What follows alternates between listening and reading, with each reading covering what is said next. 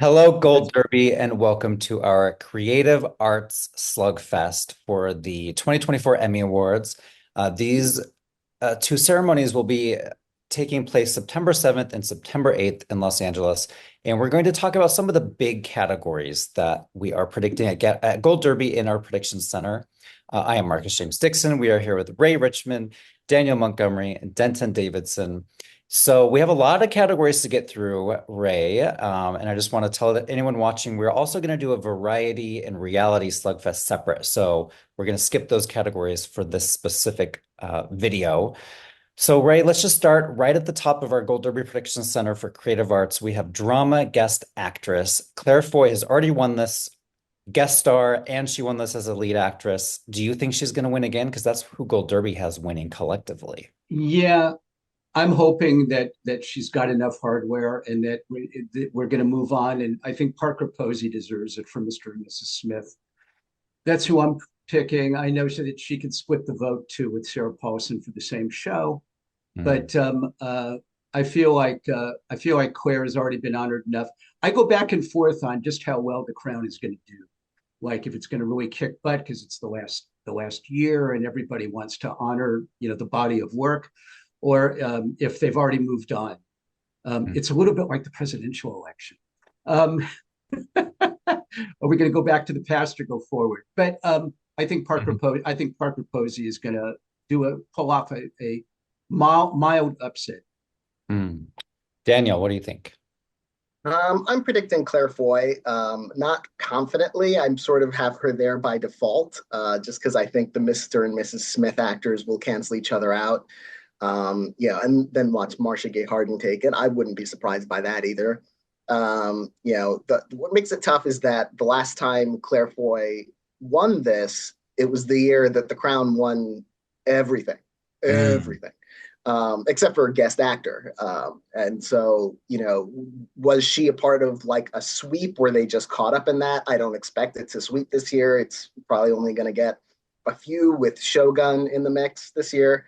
So are they not as enthused by her? If not, who do they go to? Who do they pick from Mr. and Mrs. Smith? I've got Sarah Paulson in second just because she's coming in, hot off of that Tony Award win. So, her profile is high right now. They could go with Marcia Gay Harden. The actors, in the Academy loved that show. They gave it so many acting nominations this year. It's hard to say, but for just going by recent history, I'm going with Claire Foy. Okay, Denton, are you doing Claire Foy as well? I am predicting Claire Foy just because I feel like The Crown is sort of a step above just the other shows in this category in terms of how the voters have felt about it over time. Although I'm with Ray, I would love to see Parker Posey win. She would be my pick. It's interesting. She's the bottom of our odds. Mm. It's very bizarre. And I also wouldn't be surprised if Marcia Gay Harden won here. So this could be a toss-up, but I'm just kind of playing it safe with Claire.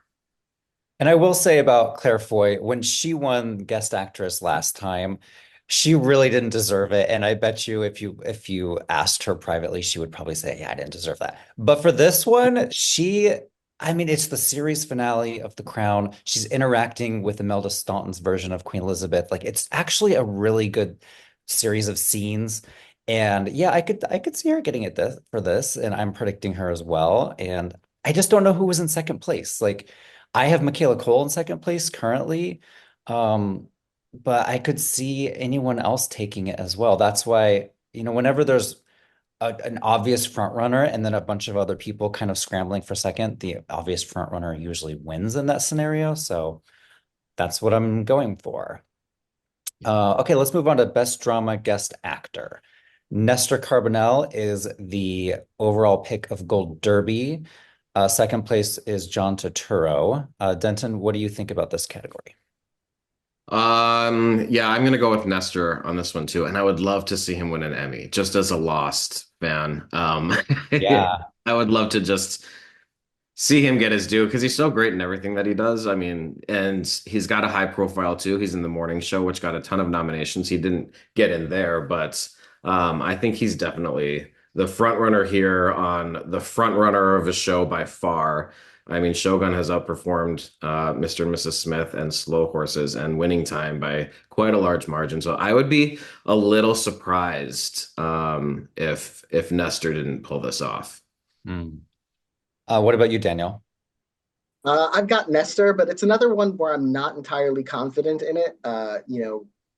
John Turturro, the Emmys have liked him a lot in the past, and Jonathan Pryce, the Emmys like him a lot right now because he has that extra nomination for the Crown. So that could be a place that they go if they want to award him. Um, so I've got Nestor. I think what's keeping him out front for me is the fact that he could be like Claire Foy was a couple of years ago. Nestor Carbonell could be part of a Shogun sweep, or if not an entire sweep, then certainly at least a partial sweep of its categories in top races. So I think he gets carried along with that, and on top of the goodwill that he has for not just Lost, like his work on TV spans decades at this point. So and he strangely doesn't age, which is weird. Looking at him, you wouldn't think he's been in TV for decades, but he's Just been in like TV for his decades. character on Lost didn't age. And by the way, we almost had Michael Emerson nominated here as well. So that would have been amazing to have two Lost guys in the same category. Okay, Ray, what about you? I'm going for Nestor. I feel like Shogun's going to really is going to be a huge winner, and this is a category that feels like it's pretty safe for him. Plus, I think the Academy has been waiting to honor someone named Nestor for the first time. It's long overdue, and even though I'm a big fan of John Turturro, also I just have Yeah. to say he's an amazing actor who is highly underrated and underappreciated throughout his career. But this is not his year, and this is not his category. I think it's Nestor. Mhm. And I just want to give a shout out. Tim Walls is nominated here for Winning Time. Oh wait, sorry, that's Tracy Letts. Sorry, I got confused. Okay, so moving on to comedy guest actress. This seems like a lock. I love to say the word lock, but Slam dunk. Slam dunk, Jamie Lee Curtis for The Oh Bear. yeah. Oh I yeah. think the moment her episode aired last year, people were predicting this moment would happen a year later. And she also has a really good episode in season 3, which I know Ray, you and I both loved, the pregnancy episode. But back to season 2, who was in second place here? Does anyone know for sure? Maybe Maya Rudolph for SNL. She's already won this Yeah. before. I think it's certainly not Olivia Colman, who I think had sort of an overblown reputation for the Bear. The fact that she was in very little of it in season 2. She's in a lot more of it in season 3. But in 2, it was like basically one scene, and I'm like, just because she's Olivia Colman doesn't mean she deserves something for like, I don't know, is it like a 10-minute scene? But yeah, I feel like Maya Rudolph would have a shot in any other year. I I, I I recall the day that the Bear season 2 dropped. I saw a car suspiciously smuggling hardware out of the TV Academy and and it stopped in front of Jamie Lee's house. So I'm not sure what that's about. Um, I feel like the day it dropped, she already won. Mm. She's so good. Uh, she totally besides coming off of an Oscar win, she's completely deserves it for playing the mother from hell. And she's screaming and she's yelling and she's throwing things. It's a very dramatic performance. It might be the best thing she's ever done. Yeah. Daniel, what do you think? I think it's Jamie Lee Curtis, but and I think she's probably the strongest front runner among these guest categories. But I still don't think she's a lock. Like not when you have Maya Rudolph there, who has won this category twice in the last like 4 years for SNL. The first time she won was she was just playing Kamala Harris in someone else's episode. Here, she's the host of her own episode of SNL. So, yeah, and she's got 3 nominations this year. She's also nominated for Loot. She's nominated again for voiceover in for Big Mouth. So, like, I can't count out Maya Rudolph in any Emmy race these days. She has won 5 times in 4 years.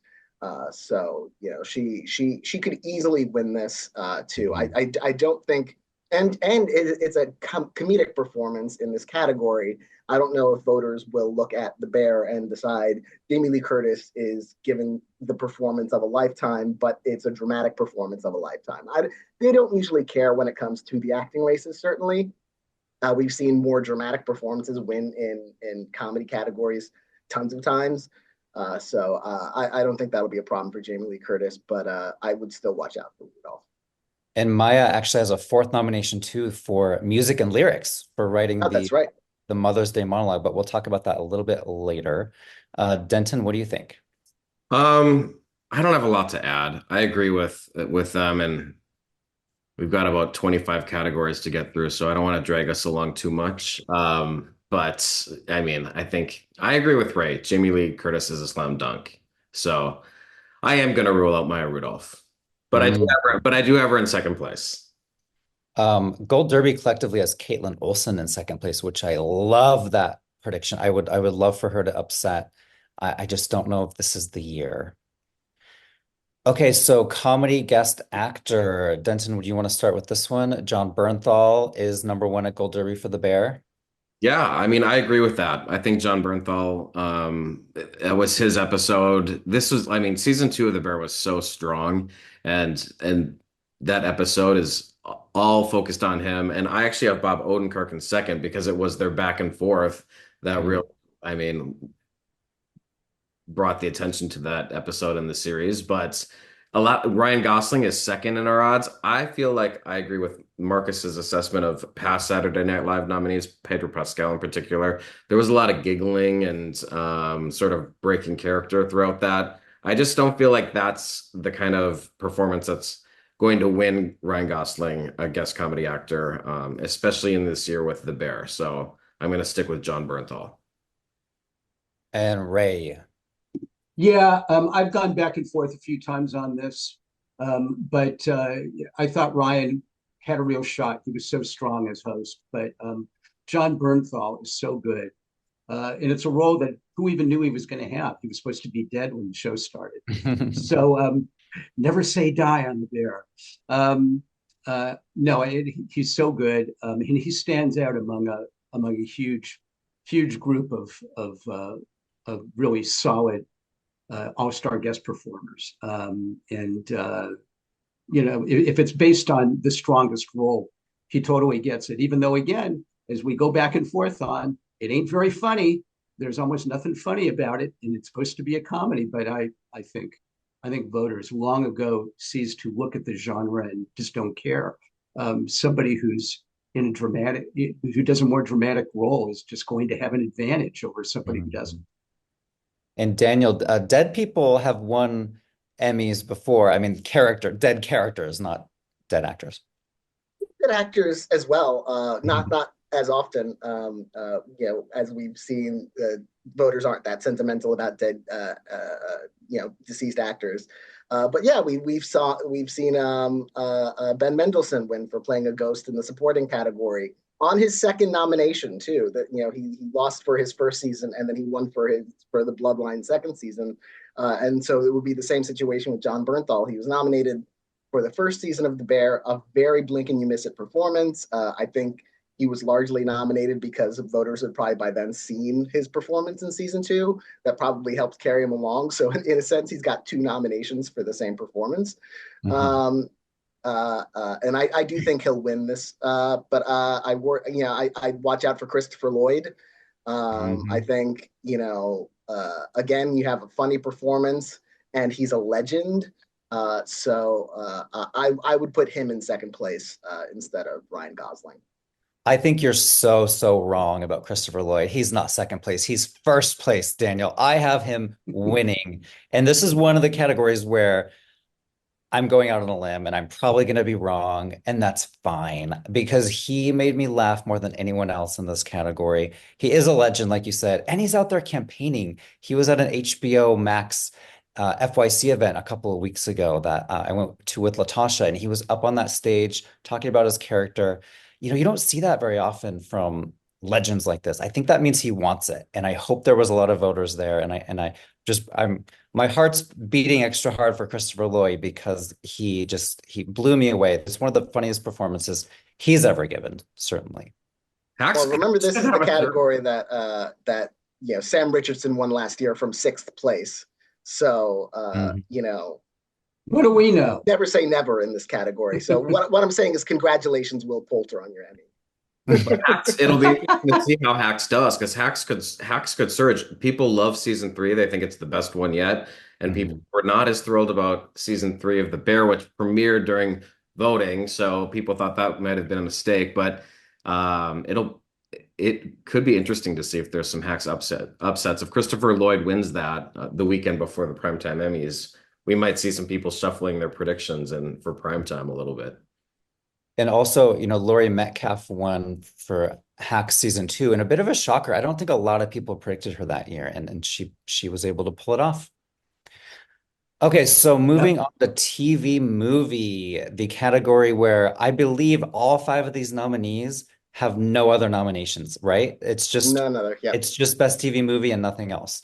Gold Derby has Mr. Monk's Last Case winning. I guess I'll start this one first. I'm going with Quiz Lady because it's funny, it's hip and cool, and it won the Critics' Choice Awards in a bit of an upset back in January, was that? And so it's already a winner, Quiz Lady. So I'm going with that. Maybe I'll be wrong again. Maybe you'll all beat me because I'm guessing you're all going with Mr. Monk, Mr. Monk's Last Case. No, Daniel, who are No. you going with? I'm going with Quiz Lady, Okay. and not because of Critics' Choice necessarily, but because it did. And none of these shows did like blockbuster in the industry, but Quiz Lady did a little better with the guilds. It got the Producers Guild nomination, which a couple of the other films got too. But it also won the Writers Guild Award for best television movie or streaming movie. So I'm going to give it the slight advantage for that. I do think there are 3 films that could really take this. Mr. Monk's Last Case is based on IP that the Emmys have known and loved before, although that has never won this category. The show movies based on previous TV shows lose every time, it seems. And Red, White, and Royal Blue has the high Deadwood, profile. Breaking Bad, Reno 911, Deadwood. Zoe's Christmas playlist. It's a bad luck to be based on a previous series. And then there's Red, White, and Royal Blue, which might be the most popular of these, the best known of these. But voters might not. Okay, I was going to say voters might not take it seriously enough, as like a film. But then Chippendale Rescue Rangers. So it could be Red, White, and Royal Blue. Yeah. And I'd be super happy with that. That'd be a great win. Ray, what do you think? Are you going with Unfrosted? No, no. I actually don't think this is the strongest year for TV movies in this in the nominations. But I think Quiz Lady is I agree is the most charming. Sandra Oh and Awkwafina have great chemistry. It's really fun. I think people are looking at there aren't that many TV movies that are actually funny. That have that edge to them. Unfrosted tried very hard, but it tried too hard. Mr. Monk could do it. Tony Shalhoub, God knows the Academy loves him. 4 Emmys, 3 for Monk. But I don't think this is not his year. I think he's done. I think it's going to be Red, White, and Royal Blue or Quiz Lady, but I'm going with Quiz Lady also. And Denton. I didn't really know, and you guys convinced me because I mean, I just had Mr. Monk's Last Case up there by default, but I was kind of like, I don't know. A lot of people thought Tony Shalhoub would get in for acting, and that didn't happen. And it's Peacock, which is still sort of getting its footing. They've won 1 Emmy, or 2 Emmys, a couple Emmys for Traitors and Judith Light. But the more you talk about it and mention these Guild Awards, I think I'm gonna sort of just follow your lead with Quiz Lady, although I would love to see Red, White, and Royal Blue take this. I think that was sort of a culture phenomenon and definitely has a lot of fans. The fan base at Gold Derby especially really loved that film. So I think there'd be a lot of people thrilled if Red, White, and Royal Blue won. But it does sound like Quiz Lady could be the secret frontrunner here. And Quiz Lady has would be a moment at the Emmys because it would be an Emmy for Aquafina, who's a producer, and it would be finally the first Emmy for Sandra Oh, who has been nominated, I think, like 13, 14 times over the last 20 years. Wow. And she hasn't won, not for Grey's Anatomy, not for Killing Eve, not for hosting the Golden Globes. So this would be her first Emmy if Quiz Lady wins it. I hope they show up. Some of us will be at the Creative Arts, and it would be amazing to see them get up there and hold those trophies. And by the way, the Gold Derby Awards were announced. The winners were announced last week, and Red, White, and Royal Blue was our big winner. So there you go. Okay, so moving on, the next category we will talk about from the Creative Arts will be Game Show Host. And this is sort of a brand new category. It used to be at the Daytime Emmys, but it moved to Primetime. And last year was the first time that it was awarded. And it went to Keke Palmer for Password, who I absolutely love. And Gold Derby thinks she will win again. Who wants to start on this one? How about Denton? Yeah, I'm going with Kiki again. She's so fantastic and she's so much fun, has so much energy. I think she's going to win a second time. A lot of people think Pat Sajak could win because it's Oh, please, God, no. I have him. I have him.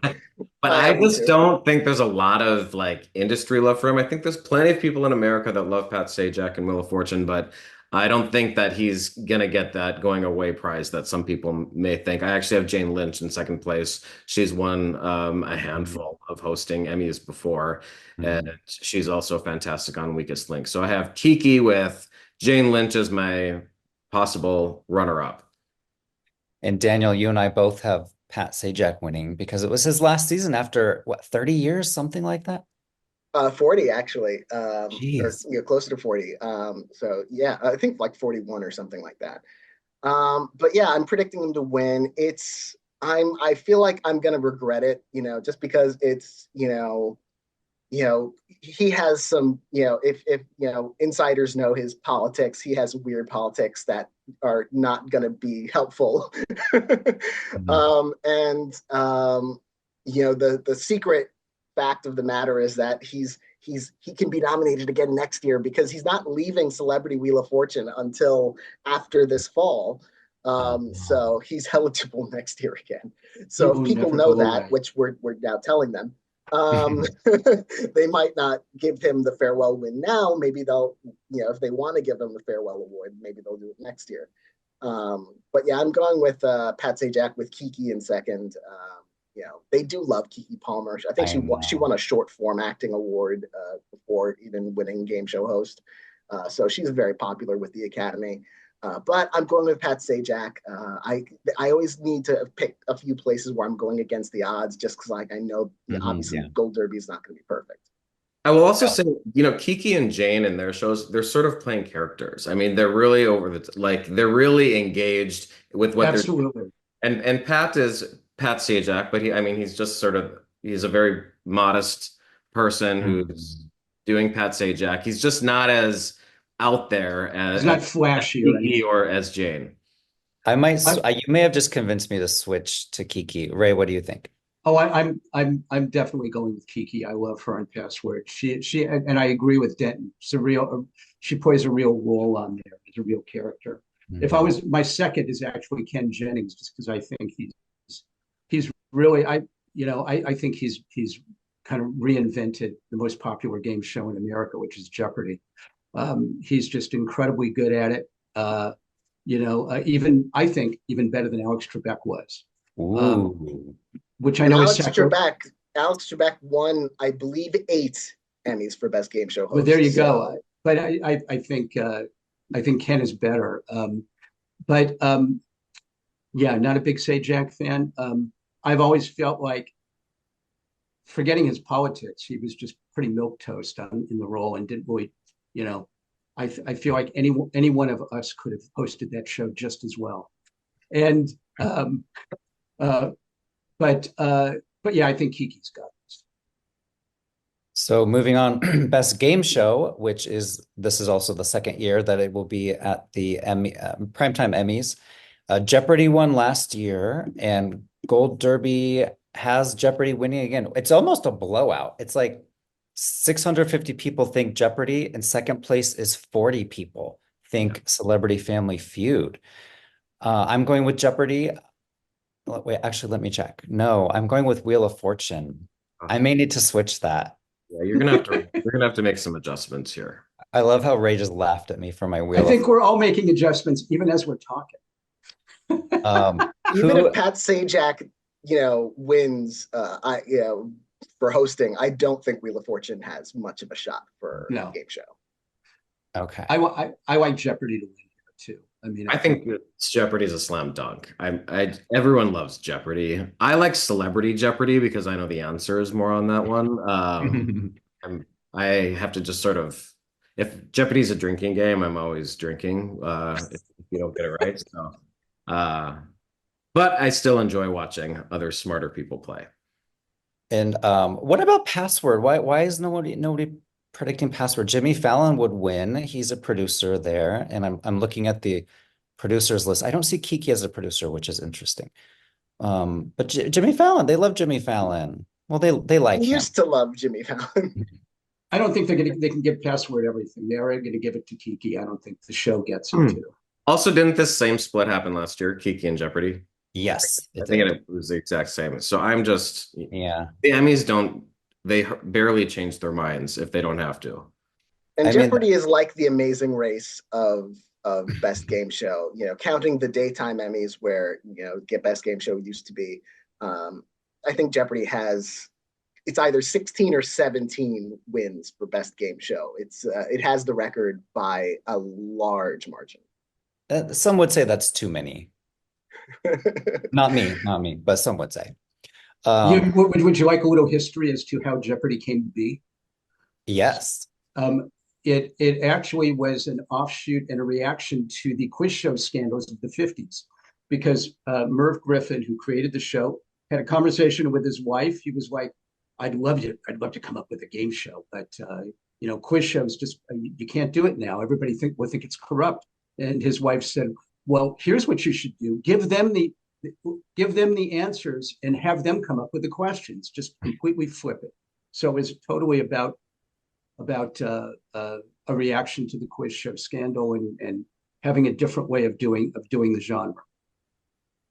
I love that. Television history right here. Yes. I hope everyone's taking notes. Okay, so we're going to skip some of these variety categories because we're going to do those in a separate slugfest. Let's move on to Best Animated Program. And this is kind of an exciting category this year. I usually don't really get into the animated nominees, but Gold Derby seems confident that X-Men 97 is going to win this. And Daniel, I think you and I are kind of going with an upset here. I'll let you explain. I was going with X-Men 97 for a while, for most of this time, actually, even in the nominations round. But then Blue Eye Samurai won, I believe, 3 juried awards that were announced last week. And X-Men didn't win any. So it won 3 awards for animation. And that's happened before. That happened with Arcane, another Netflix animated program that won Best Animated Program. It also won a few juried awards. So I'm going with Blue Eye Samurai for the upset, especially thinking that maybe X-Men 97, though it's more critically acclaimed than some of the dramas and comedies that are. But maybe voters aren't going to take it as seriously, being like it's the continuation of literally a Saturday morning cartoon, right? And it's very popular. X-Men's the very popular one, but I think you were telling me, but Blue Eye Samurai is the more artsy one. And I mean, this is an award show we're talking about. Award shows often go with the artsy over the popular. So I don't know. I think that we could be wrong. It could be. Do you, Ray and Denton, do you guys have X-Men? I actually have Blue Eye Samurai, and I changed it recently because as Daniel said, of the juried awards, but I also was looking, it dominated the Annie Awards, not against X-Men 97, but it won 5 Annie Awards. It didn't lose any that it was nominated for. So it's very strong. And it's also nominated for another Emmy. It's nominated for editing in a category that's not just for animation. So it's the only one in this category that's nominated for that. So I think Blue-Eyed Samurai is actually, I think we have the front runner. It just doesn't show that on Gold Derby. So I think Mm, we might be gaining an extra point on some people if things play out that way. interesting. Ray, what do you think? I cannot vote against The Simpsons. I know I'm the lone voice here. I That's know not a it's stupid vote. It's not. It's the you know reigning it champion. actually it's been around forever. I think this is season 35, but the perception is that it has made a creative comeback over the last few years, and I feel like it's got some new steam behind it.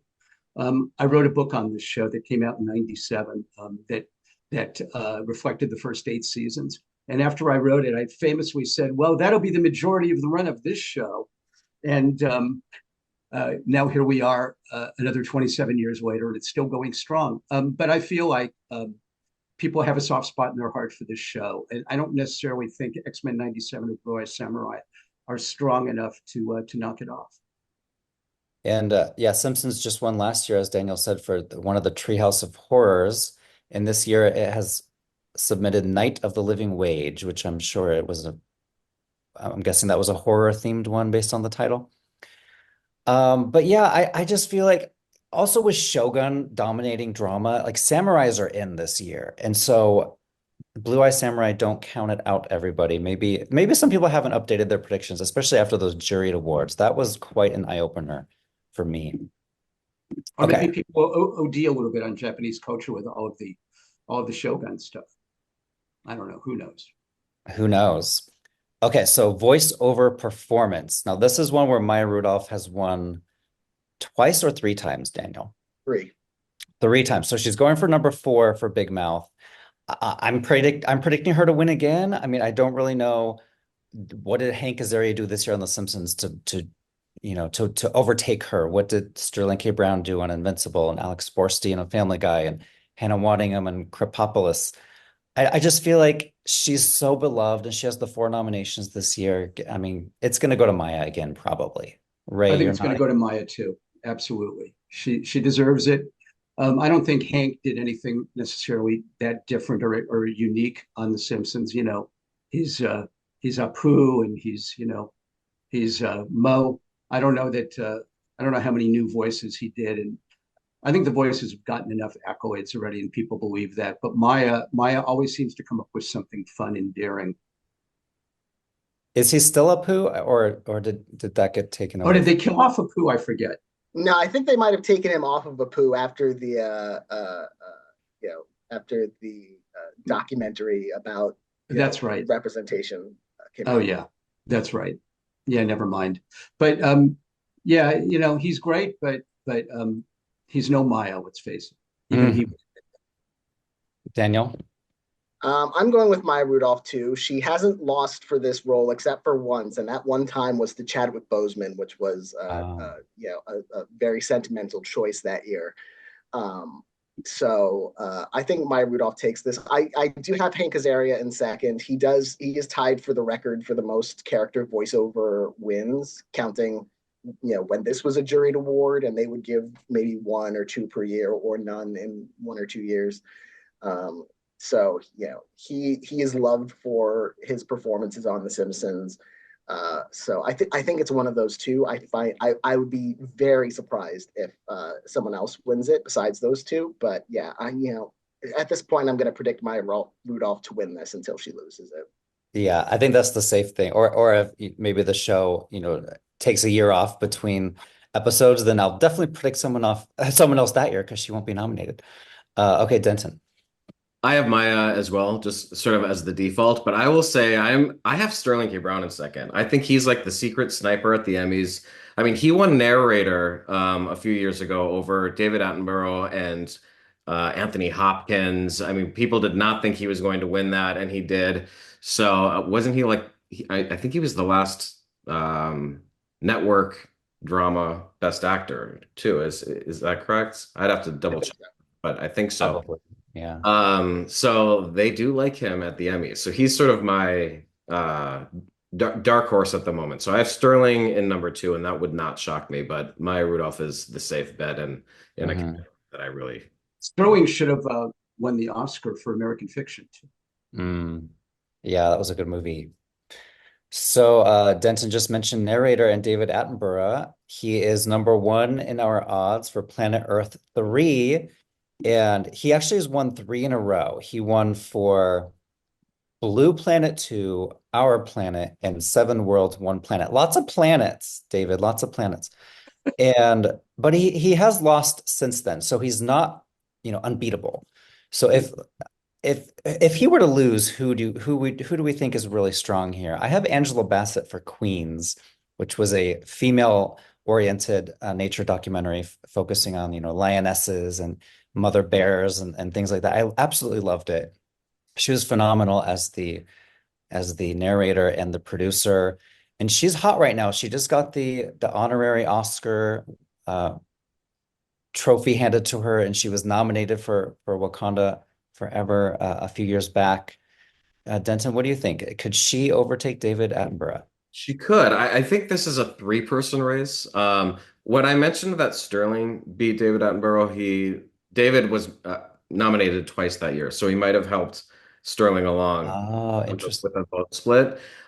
So that's something worth noting. But I have David out front just as default because I just feel like they just can't get enough of this guy. But my second place is Morgan Freeman because I just can't think of another celebrity who's more known for his voice. He's just True. the Morgan Freeman voice is Mhm. iconic. And He's the voice of God. yeah. So Angela's great. I have her in third, and I think she could win. Octavia Spencer and Paul Rudd, I think their shows are were maybe a little less watched. I don't know. I'm not sure about that. But I'm just going with Old Faithful here, David Attenborough. Well, David Attenborough is like he literally is like the Earth itself. I mean, he's so you cannot separate the two. It's like the soil talking when you hear his voice. He's the voice of Earth, and Morgan's the voice of God. Yes. Exactly. Which one do you go with? Although Angela is, the voice of royalty, so you Mm. got a lot going on here. And I also wanted to mention Queens had this huge LA premiere back in, when was that? March or April, that Denton and I went to. And usually you see the big premieres for the big blockbuster movies, but this is a premiere for a documentary. Like Nat Geo put a lot of money behind this. So that's another reason I think she could pull it off. Daniel, what do you think? I think it's David Attenborough. Unless he splits his own vote or is up against Barack Obama, I think he wins. I've got him winning here with Morgan Freeman in second because of he has the iconic voice. Yeah, Barack Obama has won this twice in a row, which is so funny, but he's not up this year. Okay, so moving on. I don't know how much we're going to talk about the documentaries, but documentary series seems to be an interesting category. A lot of people are predicting Quiet on the Set, The Dark Side of Kids TV. I'm going with The Jinx Part 2, mainly because The Jinx Part 1 won this category all those years ago, and it was such a moment in television, that finale. And Part 2, takes off right where that finale begins. And so I'm going with that, but I realize Quiet on the Set is probably the front runner here. Daniel, what do you think?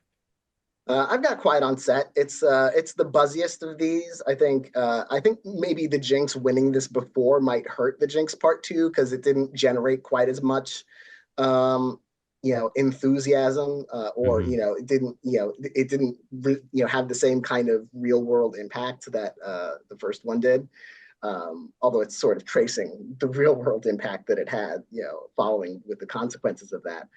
Um, I think it's Quiet on Set. It had, it feels like the one that had the most attention on it and really kind of hit the zeitgeist.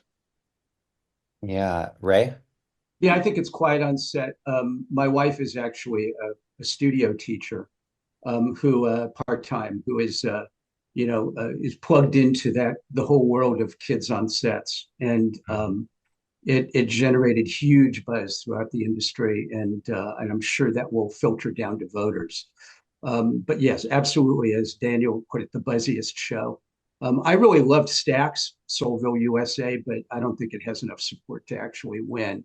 I interviewed the director of that show, and it's really a fascinating, beautifully done series. But Quiet on Set is the way to vote. Denton?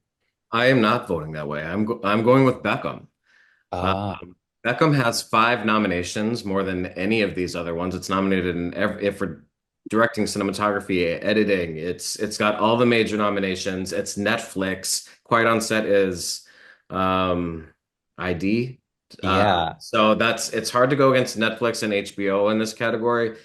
And Beckham, he's a worldwide beloved star, and it had great ratings in terms of viewers, and I think it has the most accolades. So I think there is a false front runner here. I think Beckham is the front runner, and Quiet on Set, I don't know how much Hollywood likes. I know they reward or mention things like this, but I don't know how much they like honoring things that they've done wrong. Mhm. And I mean, look at the movie She Said, brilliant movie, didn't get the Oscars that we thought it might. So and in terms of the artistry of documentary filmmaking, a lot of times when they go with the documentary series or documentary films, this is my favorite genre. They go with the artistic vision of a documentary. Quiet on Set is very by the numbers interviews. They did an extra episode that was very much smashed together. I didn't think that was well produced. And I feel like Beckham was a slam dunk. I went to a Beckham Netflix event too, and there was a lot of buzz around that. So I think I don't think this is a slam dunk. I think this could go a lot of ways. I think the Jinx Part 2 is strong, Stacks is strong. But I'm going with Beckham. I don't think I realized that Beckham had 5 nominations until you said it. And I think that's very important. And I may copy your prediction. So you better be right. I'm Thanks a moving lot. We all Beckham have up to to switch second. now. Although I will say, Hollywood doesn't always like to award its sins, but Leaving Neverland did win Mm. the Emmy. So, the expose on Michael Jackson. So it's possible. Next up, documentary special. So Gold Derby has Jim Henson winning this, which I'm sure is very possible that he can. But the Steve Martin documentary, I've heard so many people talking about this documentary, and it's way down in fourth place in our odds, which I don't quite understand. So I'm going with, I guess you would call it an upset. I'm going with Steve Martin, and it's going to be one of Apple's big wins of the Emmy night. Daniel, do you think Jim Henson or Steve Martin or something else? I'm going with Jim Henson. Sort of the reason Denton's going with Beckham. I think it has the most nominations. It has 8 nominations. Wow. And it's nominated in all the major categories for writing, directing, editing. It's from Ron Howard, so he has the kind of name recognition.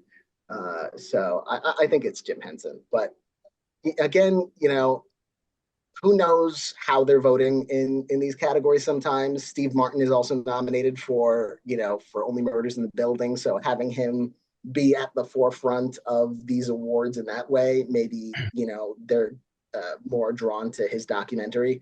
Mhm. Maybe they have a particular affinity for Albert Brooks this year. Girl State is the follow-up to Boys State. Boys State won this category. Mm. So, it's hard to say. And I was just checking the Steve Martin doc has 5 nominations as well, so that's impressive. Albert Brooks has 4. Wow, a lot of these documentary specials have quite a nice number of bids here. Denton, what do you think? I'm going with Jim Henson too. There was just so much buzz around this when it came out, and he's such a beloved figure in Hollywood. Although all of these people are, Steve Martin certainly is the greatest night in pop. One of my favorites. I mean, I love I'm that. going with that.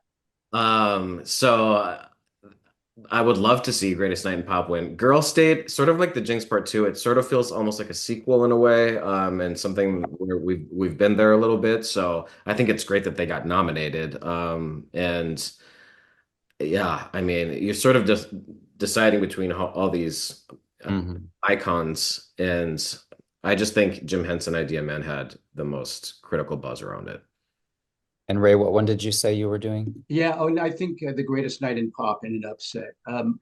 When that came out, I there was 3 weeks of just huge wall to wall. Did you see that? Did you see that? From people I know, from people in the industry. I think it was beautifully done. Lionel Richie did a great job of kind of being our tour guide throughout that night, the We Are the World session. Um, but this is a tough category. I'm picking that in an upset, but it also could be Jim Henson for sure. I think it could be Albert Brooks, who has a lot of love, as does Rob Reiner, who is the director and the co-host of this. So and the Steve, and Steve Martin, there's this is a little bit of a coin flip, but I think Greatest Night in Pop is gonna rise to the top. And I just checked, this would be Lionel Richie's very first Emmy win. This is actually his first nomination. Oh, Does it only have the one nomination? um, That's okay. no, it has three nominations. Same with Girl State. Mm-hmm. Okay, documentary filmmaking. And this is a category where I honestly haven't seen either of these three, Beyond Utopia, Going to Mars, and Stamped from the Beginning. Does anyone have a strong thought process on this category? It's kind of a strange category. Like we used to see a bunch of Oscar contenders here, whether it was Oscar nominees or films that tried to get in at the Oscars and they failed. I have an opinion. Okay. Beyond Utopia was the Oscar frontrunner, and then it was one of these. The Oscars are so interesting in how they pick their documentary nominees and finalists that it went from being the frontrunner to it not even nominated. Correct? Um, Right. so I think it is easily going to win. Hmm. I think Stamped from the Beginning is very good. Going to Mars, the Nikki Giovanni project is probably third place. But I think this is probably Beyond Utopia in a landslide. That's my prediction. So the odds are correct on this one, in your opinion. Correct. Okay, Daniel. I'm going with Beyond Utopia, just based on the fact that it came the closest to the Oscars. And I think the rules have changed now so that if you are nominated at the Oscars, you're disqualified from competing at the Emmys. But it seems you can try to get at the Oscars, and if you don't get in there, you can try again at the Emmys.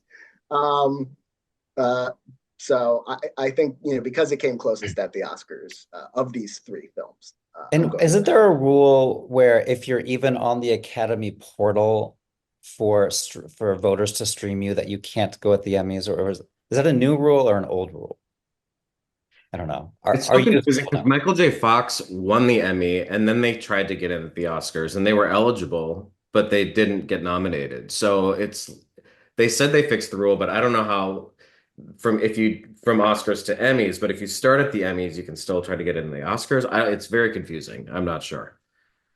Okay, Ray, what do you think? Yeah, it's hard to know what makes the short list, what the rules are. They seem to change. They're so arcane. They seem to switch them around a lot. Mhm. Yeah, for that reason alone, Beyond Utopia, the fact that it was excluded from the Oscars, it makes it the obvious and strong front runner here. And plus, Denton explained it very well, and I do what Denton tells me. So now we have hosted nonfiction series or special. And Denton, this is a category that you really, really were chomping at the bit to talk about. So tell us why. No, it was documentary series. Beckham. Oh, That's okay. what it's a bit for. But I do like this category. Because I want Conan O'Brien to win because I love Conan O'Brien and Right? he needs to Yes. win this. Dave Letterman, one of my favorite comics and hosts, but and I also love Finding Your Roots and The Reluctant Traveler, Eugene Levy. How to Mhm. General. It's a great category, and a lot of it is unknown. But I'm gonna go with Conan O'Brien must go because Conan O'Brien must win an Emmy. That's what I'm saying. It's a great title too. Conan O'Brien must go. He's a former Emmy host, one of the best hosts of my lifetime.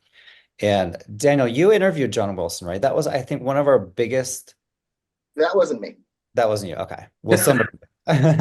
Who do you think's winning this one? I've got Conan O'Brien Must Go. I'm a little nervous about this one because there's no Stanley Tucci who's won this for the last 2 or 3 years. His show wasn't on this past season, so we're gonna have someone new. There's no Anthony Bourdain for obvious reasons, who won this category or the equivalent category several times before. Mm. So we're gonna have something different win here. And it's hard to know, do they like the new Conan O'Brien show? Or, they've nominated the My Guest Needs No Introduction with David Letterman. They've nominated that before. So yeah, I have that in second, and How To with John Wilson in third. But yeah, so I'm going with Conan, but this is a category where I don't think there is a really strong front runner. Okay, Ray, what do you think? Yeah, I agree. There's no strong front runner, but I'm a huge fan of Finding Your Roots, Yeah. and feel like it's long overdue to finally get some attention. Henry Louis Gates it's such a fun, really deep, interesting, historical, and meaningful show. And I feel like that kind of gives it a leg up on the more comedic stuff Yes. from Eugene Levy and Letterman and Conan. So I feel like that and there's a lot of love just in America and probably in the Academy too for Henry Louis Gates. So I feel like it's gonna take this. I You wouldn't could mind. be you could be onto something because it is the only, serious, important program here in this lineup, and maybe all the other comedic ones will cancel each other out. I also wanted to mention Reluctant Traveler with Eugene Levy. Eugene is hosting the Emmys with his son Dan Levy. I cannot wait to see them. That's an inspired choice. Yeah, they're just an amazing duo. Okay, so now we're going to move on to main title design and main title theme music. I always love these categories. And Shogun is winning both right now, according to Gold Derby odds. Does anyone have a strong opinion on why that's right or why that's wrong? I think Shogun is going to win a lot of Emmys, just to be honest with you. And this could be too I'm not sure comparable. that this is a slam dunk at all for Shogun, these categories. I was blown away by the lessons in chemistry main title design and theme music. I just think it was brilliantly done and beautiful. And it was the first. I mean, I rewound it and watched it like 4 times in a row. And Mm. I never do. I'm not like a main title like obsessive. I never do that. So and this really captured me. I liked the Shogun stuff too, and there's a lot of interesting, intriguing design elements to in music to both of these. But I feel like Lessons in Chemistry should. This is the one it should win. It's nominated for a lot. Let me just double check the number. 10 I nominations. know I know about Brie, of course. And then Palm Royale is up for 11 nominations total. And we actually talked to the designer at an Apple event a couple weeks ago. And yeah, that's a possibility too. I don't think Shogun is a lock like some of the odds may suggest, but I do think it's heavily helped by the fact that everyone loves that show so much. Daniel, what do you think? I'm going with Shogun more or less by default. Yeah, I agree. It's not a lock here or in main title theme music. I'm predicting it in both. Yeah, voters really do pay attention. Like they'll often go to a show that had a really standout main title design or theme music that doesn't really have a high profile in the awards conversation otherwise. So it could go to anything, but I'm going with Shogun just because of its overall strength Mhm. in both races and overall at the Emmys. And Denton, what do you think for both of these categories? Yeah, main title design, you don't have to be a front running show. I have Shogun just because I do think they have a nice main title design. It's like the ship sailing through a sea of sand. And it's a little different. It's become very common in these main title designs to sort of be like weaving through things and like feel like you're going through some sort of multiverse. And Shogun stands a little bit apart in that way. but any of these could win. The Good Lord Bird won a few years ago. That Mm. Hawk series, and it nobody considered that up for anything else, and it ended up winning main title design. Didn't It's Stranger Things win this for just like basically kind of zooming out on the The title or red something? words. And Stranger Things, I think it's one of the last ones that won both. It's actually rare for a show to win title design and theme music. I have Shogun winning both right now just because I didn't really know what else to do, but I actually really liked the Palm Royale music. So I considered bumping that one up for main title theme music and sticking with Shogun for title design, but I I have Shogun right now as sort of Mm. default.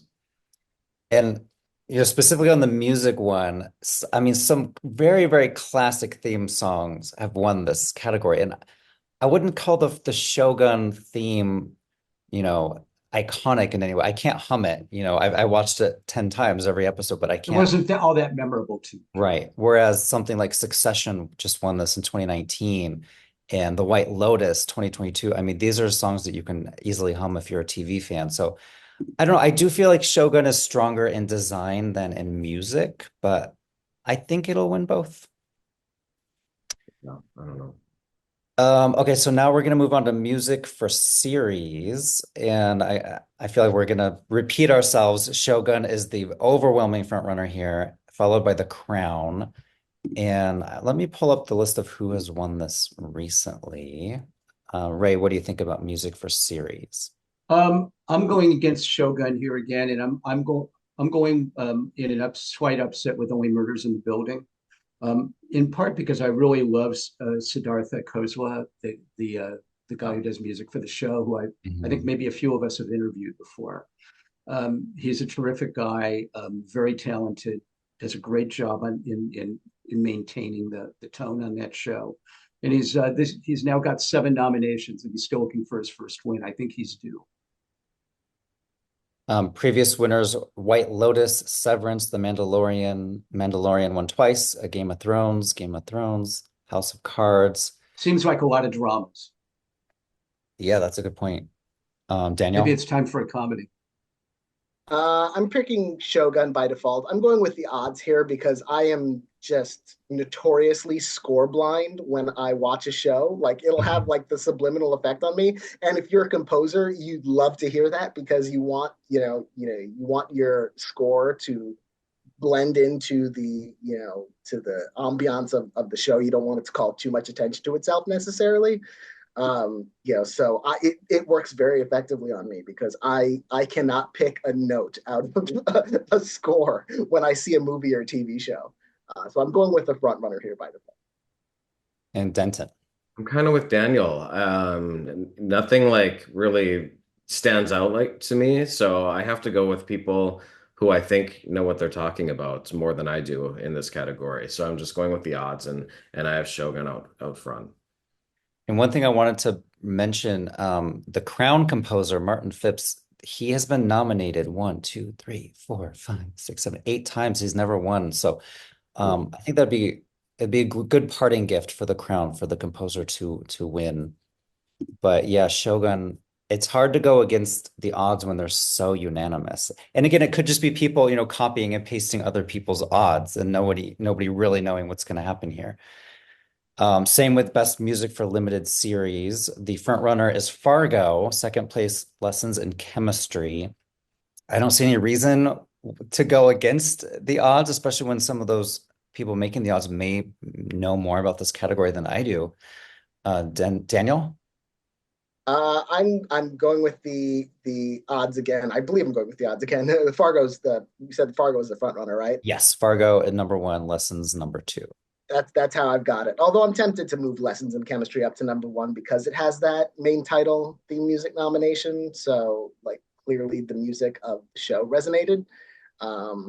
So tempted. Maybe I'll switch, but for now I've got Fargo. Last year, this went to Weird, the Al Yankovic story, which was a movie about music. So maybe that helped it, go over the edge there at the end. Denton, what do you think?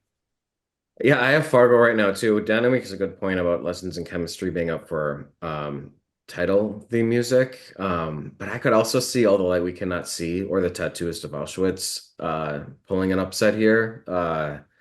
And Lamin Bass Reeves, I again, that's not one that stood out to me, but this is a toss up for me. I'm so right now I'm just going with the odds with Fargo. And Fargo's music is so kind of whimsical and fun, and that maybe makes it stand out from the others, right, Ray? Yeah, I agree. I'm going with Fargo. I mean, it seems like it's got this great jaunty, whimsical, moody sort of score. But to some degree, I'm with Daniel that a lot of the time I'm a little bit, kind of score deaf, as it were, where I'm not really paying attention. I have to really focus to pay attention on what I'm hearing in terms of the music.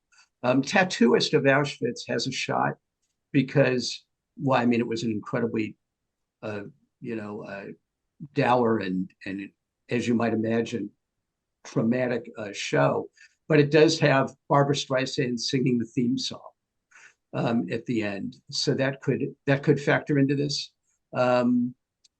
depending on what the Academy thinks of Barbara these days. But I think, and I like the lessons in chemistry score, which is very kind of jaunty and 50s. But I think Fargo Mm. is Fargo is going to get this. Well, music and lyrics is a category that is a little bit more exciting. So hopefully we can have more of a battle with this one. Does everyone think Only Murders in the Building has a really strong chance of winning? And if so, we will be in EGOT territory, right, Daniel? Yes, Benj Pasek and Justin Paul would be the 20th and 21st to EGOT if they do this. And I believe they would be also the youngest and the fastest to complete their EGOT. So yeah, they're nominated for writing. Which of the Pickwick triplets did it? Um, which Steve Martin performs in the season, and it has the benefit of being a significant part of the season. Like that Right. that song was a focal point of the season, and then they finally perform it in full.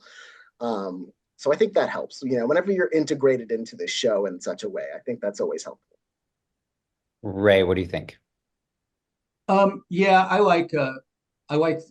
I'm going with Only Murders in the Building and our EGOT guys. I feel like it's a pretty safe bet. Um, and it's deserved. I don't. I'm trying to think of even what the again Tattooist of Auschwitz has a shot. Saturday Night Live. I'm not sure what the specific nomination is for beyond the It's show. it's for Maya Rudolph's opening Mother's Day monologue where she sings about being mother. Oh, that's fun. That's Mhm. fun. Because these are one shots, so it's hard to predict, how it's going to go. But this seems like it's kind of a tailor-made Only Murders in the Building category. And we actually, Gold Derby just did a panel with Maya Rudolph and the writers and the music folks from that song. And I didn't realize before I talked to her that this was really Maya's idea to do this song. And then she went to the writers to help her, but it came out of her brain, which is really fun. Denton, do you think Maya Rudolph has a chance, or is this only murders? I do think she has a chance. This is a category that's awarded Dick in a Box. I'm fucking Matt Damon. Uh, so this is not like a highbrow, like snobbish piece of the Academy that's awarding this award. And she definitely has a chance for Mother. I would love to see that happen. I do think Only Murders in the Building is the front runner. But I'm not counting out Maya Rudolph. I have her in second place, and I think it might be close. And it would actually be the second monologue to win, I believe. Justin Timberlake won in 2000 Justin and has two of these, including his Dick in a Box, and you and just want to say that word over and over. and for his monologue in 2011. And it's just called the Justin Timberlake monologue. Well, yeah, that's going to be a fun category, especially, if EGOT happens, I think that'll make headlines all around the country. Okay, we're almost done. We're going to do music supervision. and then the casting categories. So music supervision, Gold Derby has Fallout winning, which Fallout is such a great show, and I'm happy to see it at the top of our odds in at least one category. It needs to win something. Baby Reindeer is in second place, and when you think of Baby Reindeer, you don't really think of the music, but so maybe that does give Fallout, more of a stronger position here, especially with all the 50s and 60s songs that they play. Ray, what do you think? You know, I have Baby Reindeer, but that's only because I feel like it's going to be doing a lot of sweeping of categories because it's going to have a very good few nights at the Emmys. But I can't say that the music completely blew me away. I was blown away more by the acting and the writing and the direction. But I just think Baby Reindeer because it's going to get carried along. Fallout certainly would deserve it. I liked the music well enough. Do we know exactly what music supervision means? They're picking the songs that aren't the composition. So if they pick like if you take like the Beatles, it's like they're deciding to put the Beatles song in the show. So Right, it's not original music. It's what makes the music stand out in the show. right, got it. Yeah, uh, yeah. I think it's. I have Baby Reindeer, but it's. I could be convinced to switch to Fallout probably before the next hour is done. And Daniel.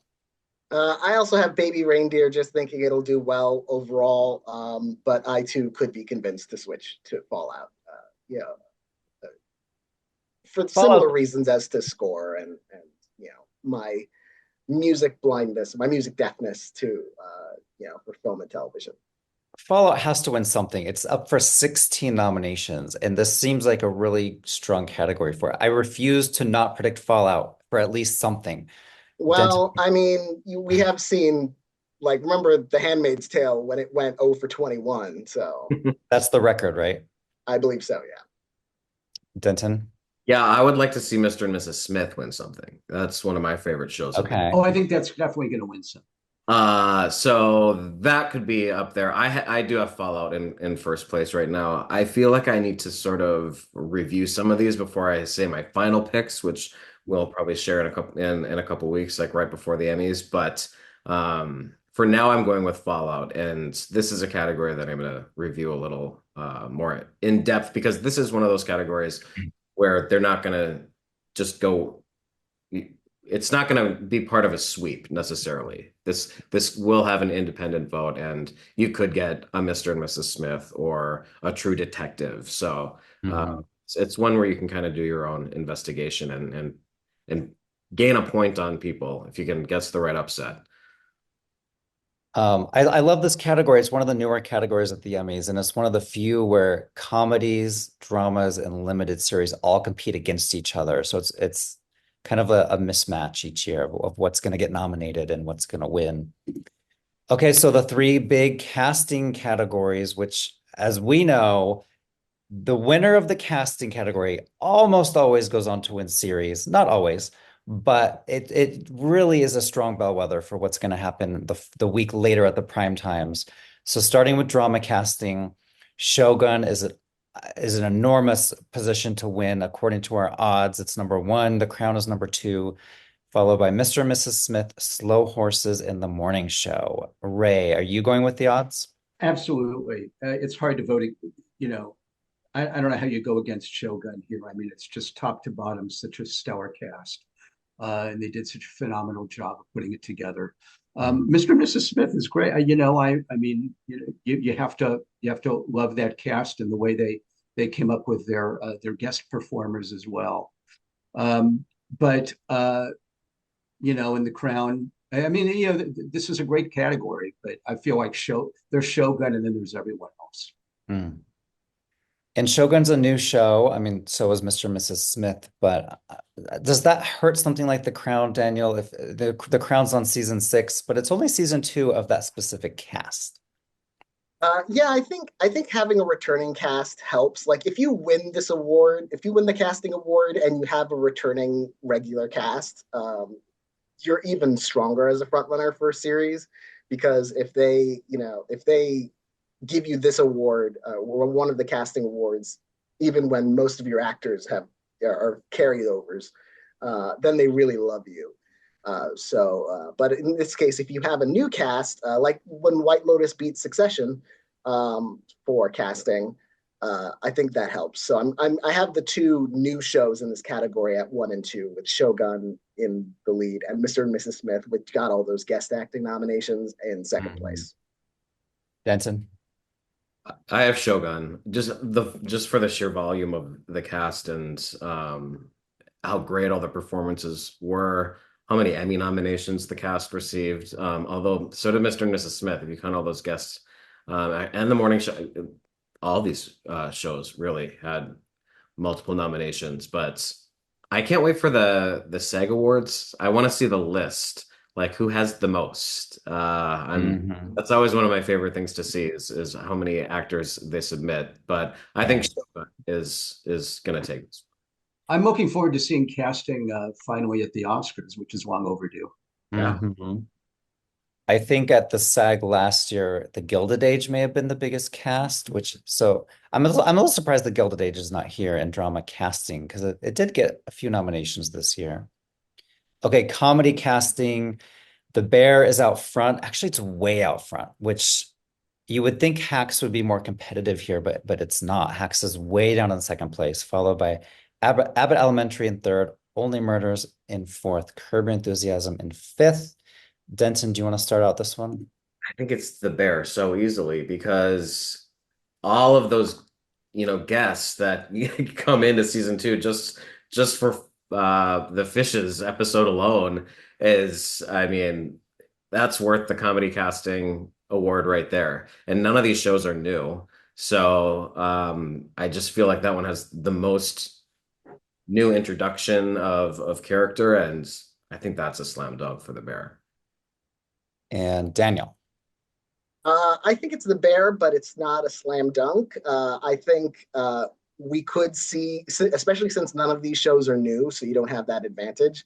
I think we could see another upset by Abbott Elementary, because it casts all those child actors in roles every year. So in addition, they expanded the world of the show a little bit in season 3. So I think Abbott Elementary is a strong second, but I am predicting The Bear. And I'm looking back at the history. Ted Lasso won this once, and then Abbott won once, and then The Bear won once. So we're due for another repeat winner, right, Ray? Yeah, I mean, The Bear is going to be probably a huge juggernaut on at the Creative Arts and at the Emmys. After setting a record for comedy nominations.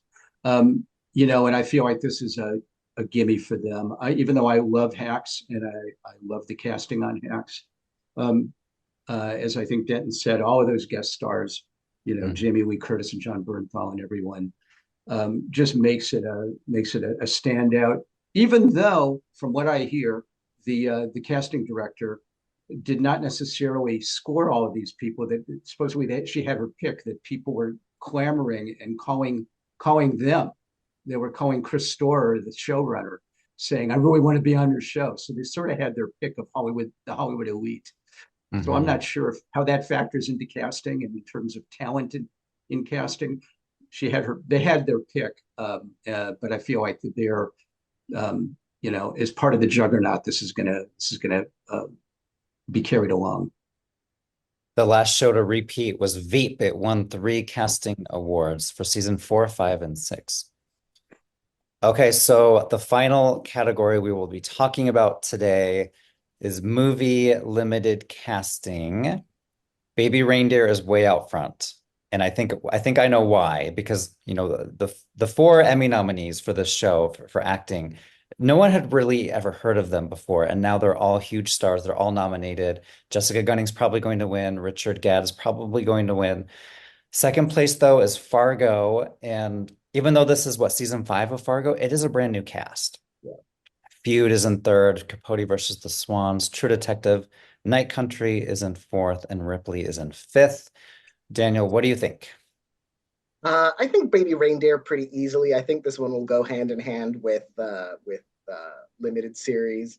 And I also think when I judge casting personally, like I don't know how judges or how the voters look at it every year, but I think it's easier to cast big stars than it is to make big stars. So to find these actors, I mean, yeah, it wasn't hard to find Richard Gadd, obviously, because he wrote it. It's his story. Mhm. But Jessica Gunning, Napa Mao, I'm blanking on Um, the Right, current Tom, him. actor's name. Thomas Goodman Hill. That guy. I wrote an Right. article on him too. But again, these actors weren't incredibly well known, and they are so good on the show and so good in their roles. And there are other smaller roles on the show as well that stand out. So I think Baby Reindeer wins this pretty easily. Not necessarily a shoe in, but pretty easily. Ray, it's a shoo-in, isn't it? It's a shoo-in. Yeah. Um, uh, but I mean, just for Jessica Gunning alone, I mean, that was just the most brilliant piece of casting that I've ever seen in recent years. So even if it was just, they should just have a category for casting Jessica Gunning. Richard Gadd, though, Nova Mal, all of them. It wasn't just how talented they were and how good they were for being unknowns, but just how well they blended together. I mean, this was just a cast that you could tell just the chemistry is beautiful and right there on screen for all to see. So even though Feud, yeah, had a lot of great, obviously a lot of great stars. Fargo, great casting. I mean, it's a great category. I loved Ripley. You know, you could make a case for all of them, but I think Baby Reindeer going away.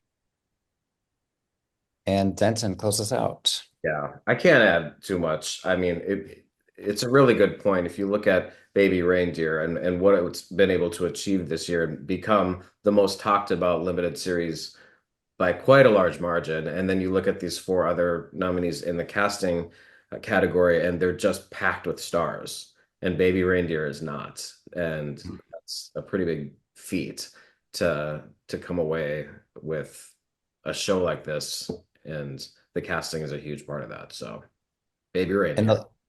the last four casting limited winners were Watchmen, The Queen's Gambit, The White Lotus, season one, and Beef. And all four of those won Best Limited Series. So that's a really great bellwether.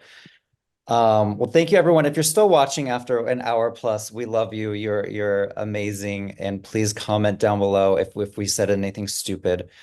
But thank you for You know watching. they will. Oh, yes. We will see you for more slugfests between now and the Emmys. The Creative Arts ceremonies will be September 7th and 8th, and then the actual Primetime Emmys will be a week later, September 15th. 15th.